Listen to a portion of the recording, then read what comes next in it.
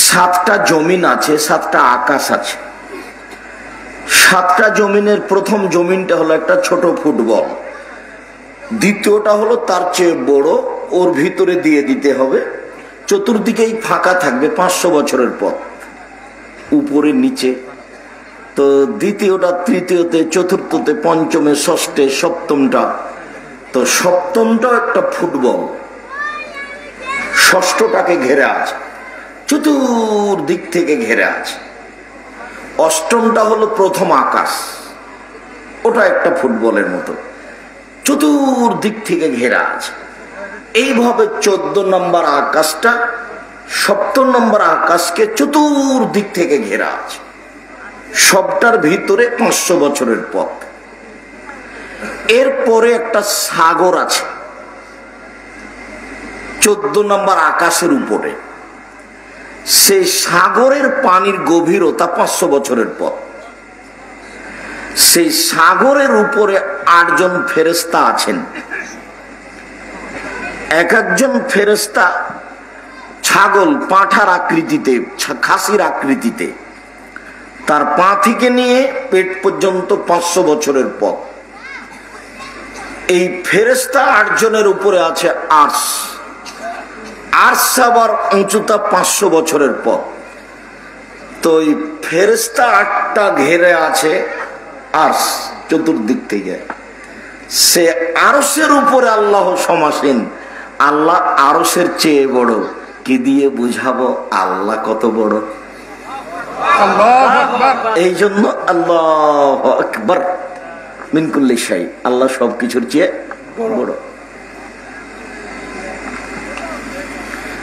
ইয়ানজুলু রাব্বুনা তাআলা ইলা সামাই দুনিয়া হিনা ইয়াবকা সুলুসুল লাইলুল আখিরা।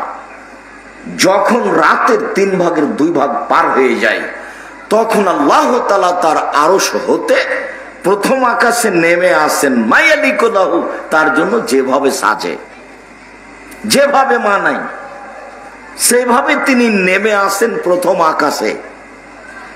তার আশাটা যেভাবে মানায়, যেভাবে সাজে।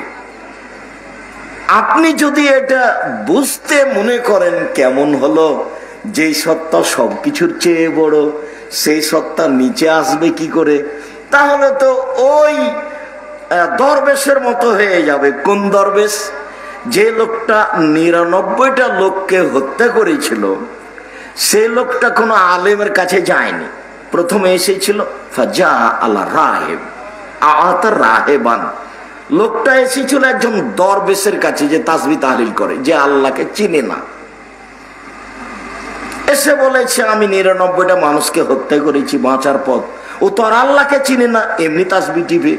ও তখন বলেছে, ও সুবহানাল্লাহ, এ কি কথা, 99টা লোককে হত্যা করার পরে আবার ক্ষমা হবে না?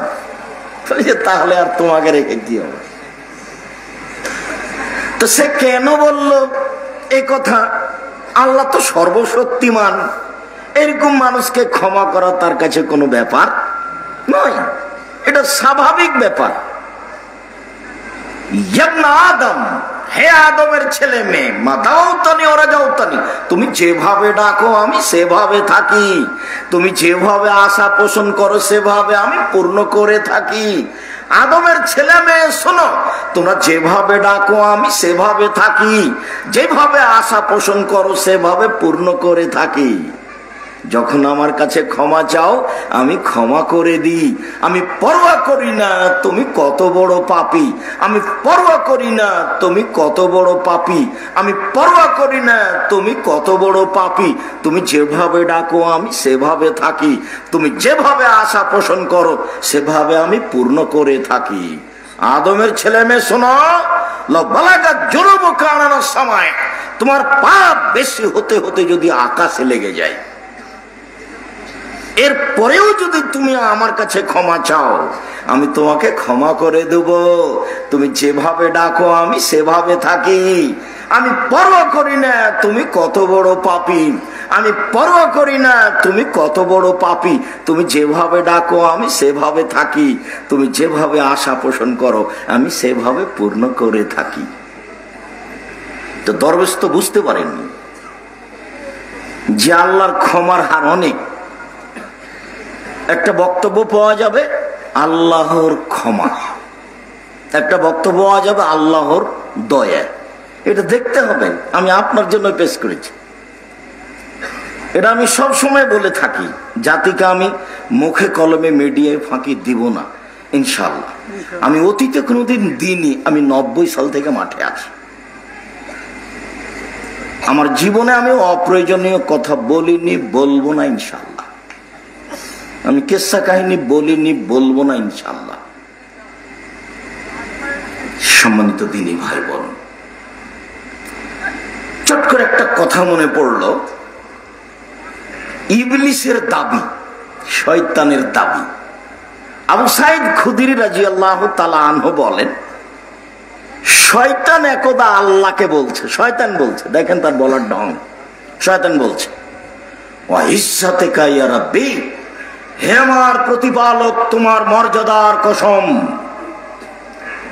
হে আমার প্রতিপালক তোমার সম্মানের কসম,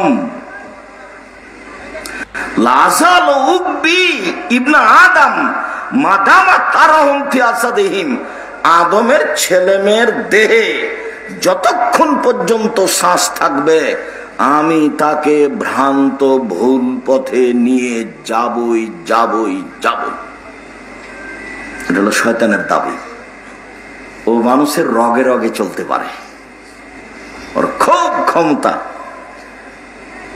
আপনি মোবাইলে ল্যাংটা মেয়ে দেখবো না বলে তোবা করেছেন, মোবাইলটা বন্ধ করে দিয়েছেন, দেখবেন যে রাত 2টার পরে আবার মোবাইলে হাত চলে গেছে।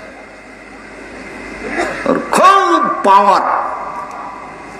আবার বলার ঢংটা দেখেন, তোমার সম্মানের কসম হে আমার প্রতিপালক। দেখেন এটা বলার ঢং তার, ইয়া রাব্বি, হে আমার প্রতিপালক তোমার সম্মানের কসম, আদম সন্তানকে আমি যে কোনো মূল্যে ভুল পথে নিয়ে যাবই যাবই যাবই। আমি তাকে ভুল পথে নিয়ে যাব, এই ব্যাপারে আমার দৃঢ় প্রতিজ্ঞা, যতক্ষণ পর্যন্ত তার দেহে শ্বাস আছে। তখন আল্লাহ বলছে, আল্লাহ এ কথা বললেন না যে তুই কেমনে নিয়ে যাবি তা দেখবে, এ কথা বললেন না। এখন আল্লাহ বলছেন, ওয়া ইজ্জাতি ওয়া জালালি ওয়া ইরতিফায়ে মাকানি, আমার সম্মানের কসম, আমার ইজ্জতের কসম, আমার মর্যাদার কসম। বেশি করে বলছে, আমার সম্মানের কসম, আমার মর্যাদার কসম, আমার ইজ্জতের কসম, আমার উচ্চতার কসম। শয়তান যতক্ষণ পর্যন্ত আদমের ছেলে মেয়ে আমার কাছে ক্ষমা চাইবে, যতবার ক্ষমা চাইবে আমি তাকে ততবার ক্ষমা করে দিব। ও দেখাচ্ছে পাপ আর আল্লাহ দেখাচ্ছেন ক্ষমা। তুমি যেভাবে ডাকো আমি সেভাবে থাকি, তুমি যেভাবে আশা পোষণ করো আমি সেভাবে পূর্ণ করে থাকি। আল্লাহ এ কথা বললেন না শয়তানের সামনে, আরে যা আমি আদমের ছেলে মেয়েকে রক্ষা করব, আমি দেখব, কিন্তু এ কথা বললেন না। বললেন ও যতবার আমাকে বলবে ততবার আমি ক্ষমা করে দেব। তাহলে বলার বিষয়টা বাকি থেকে গেল। বলা ছাড়া কাজ হচ্ছে না, বলার বিষয়টা জরুরি। একবারে আল্লাহকে যথাযথভাবে মূল্যায়ন করে কান্নাকাটি করে বলতে হবে আপনার কথাটা, নইলে গ্রহণ হবে না। ফাঁকি দেওয়া দোয়া করার চেষ্টা করবেন না, আসসালামু আলাইকুম রহমতুল্লাহ, আসসালামু আলাইকুম রহমতুল্লাহ, আলহামদুলিল্লাহ, হক্কে লা ইলাহা ইল্লাল্লাহ, এরকম ফাঁকি দেওয়া দোয়া করবেন না। খালি সিজদা গেল আর চলে আসলো, গেল আর চলে আসলো, এরকম ইবাদতের প্রয়োজন নেই। কয়েক মিনিটে নাকি 8-10 রাকাত মাগরিবের পরে খালি উঠে আর বসে, উঠে আর বসে। কি ব্যাপার এরকম করছেন কেন? এগুলো আমি সুন্নাত পড়ছি। ডাক্তার সাহেব কেন? বলে কিছু ছাত্র জীবনে অনেক নামাজ ছুটে গেছে, তো সেই জন্য এগুলো পূর্ণ করছি। তো কয় রেখাত ছুটেছে, কয় রেখাত পড়বেন? ধর্ম পাগল হয়ে গেছে নাকি? আপনার কয় রেখাত ছুটেছে, কয় রেখাত পড়বেন? সন্দেহের নামে ধর্ম নাকি? সম্মানিত দিনী ভাই বোন,